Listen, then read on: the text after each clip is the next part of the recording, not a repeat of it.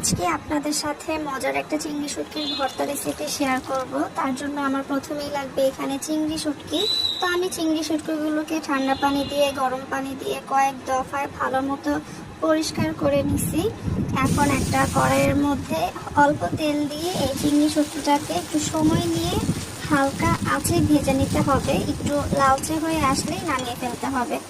অপরদিকে আমি বড় সাইজের একটা পেঁয়াজ কুচি করে নিলাম আর নিয়ে নিলাম আমার ঝালের প্রেফারেন্স অনুযায়ী কয়েকটা শুকনো মরিচ। এখন এগুলোকে ভালো মতো হাতে মাখিয়ে তারপর সেই তেলে রাখা বা ভেজে রাখা শুটকিটা আমি দিয়ে দিলাম। এখন খুব ভালো মতো এটাকে মাখিয়ে নিতেছি। সেই সাথে দিয়ে দিলাম সরিষার তেল। সরিষার তেল ছাড়া তো আসলে ভর্তা ইনকমপ্লিট। তো ভালো মতো মাখিয়ে নিলাম। তো আমার ভর্তাটা কিন্তু একদমই রেডি। এখন এইটা আপনি পোলাও দিয়ে খান, খিচুড়ি দিয়ে খান, ভাত দিয়ে খান, সব কিছু দিয়ে অনেক